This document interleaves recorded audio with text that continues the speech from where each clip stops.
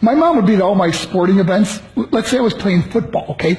My mother would be on the sidelines, and if the play on the field started going one way, my mother would run along like, Mark, get him, get him! I'd be like, oh my gosh. I'd get in the huddle with the other guys. They go, Mark, is that your mother? I go, no, I never saw her before in my life. See, the greatest gift my mother ever gave me, she believed in me. I have overdosed on drugs on 3 occasions where I should have been dead. But I believe I was kept here for a reason. You show me your friends, I will show you your future. How do I know this? I hung out with losers, and I became the biggest loser of them all because I gave up everything I dreamt about as a little boy because of who I chose to surround myself with. My friends would drive me home at 2, 3, 4 in the morning. We'd be drunk and high, laughing in the car. We'd pull up in front of my house in New York. They go, Mark, the light's on. I go, oh man, my mother's up. See, my mom wouldn't go to bed until she knew her son was still alive.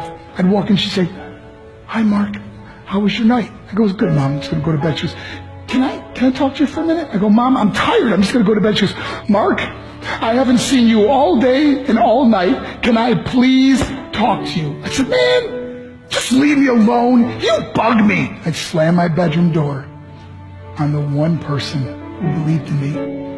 I was on a worldwide tour and we were wrestling overseas in Japan. After my wrestling match, I went upstairs in my hotel room and I fell asleep. There was a knock at my door at 3 o'clock in the morning. I got out of bed, I looked through the safety window and I could see it was a Japanese promoter. So I opened the door and he said, Mark, you need to call home. There's been an emergency. I went down the hotel room phone. I called back to the United States and said, hey, what's going on? He said, Mark, I don't know how to tell you this. I said, just tell me what happened. I was going to start crying. They go, Mark, I can't tell you. I said, just say it. He said, Mark, your mother died. I just threw the phone down. I ran out of my hotel room.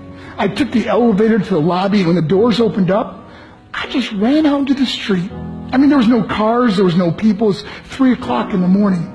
And I walked down the middle of the street in Hiroshima, Japan, and I remember looking up and just saying, Mom, I am so sorry. I flew home for her funeral, and I was so nervous to walk up to her casket, so I just stood way in the back. And I kept looking from a distance. I kept thinking to myself, Mom, please wake up. Please get up. And then I finally got the nerve to walk up to her. And as I got closer, I could see my mom for the first time. I mean, she was so beautiful. She was dressed in white. I mean, she looked like an angel. And I just stood over her and I said, Mom, you are my hero. Everything I am, everything I hope to be was because of you. You loved me so much. You gave me a life. You're the only one that ever believed in me. How did I repay her? By getting drunk? By getting high? By getting stupid? By hanging out with losers? For what? All she ever wanted to do was talk to me.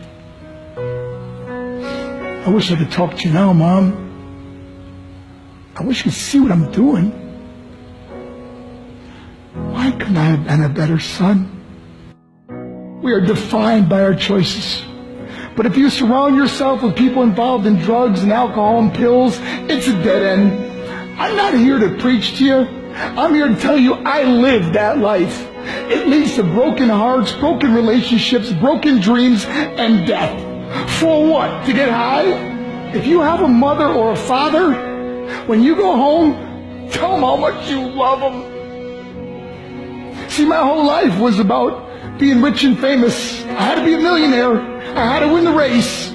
I had to win the race at the expense of my marriage, my family, my friends. For what? To be all alone in the world? I learned what is truly important, and that is how precious this gift of life is, and our families, and how quickly it can be taken away. See, I no longer live in time. I live in moments. See, it's not what's in your pocket that matters. It's what's in your heart that truly matters. Love, Love is just a word until somebody comes along and gives it meaning. You're the meaning.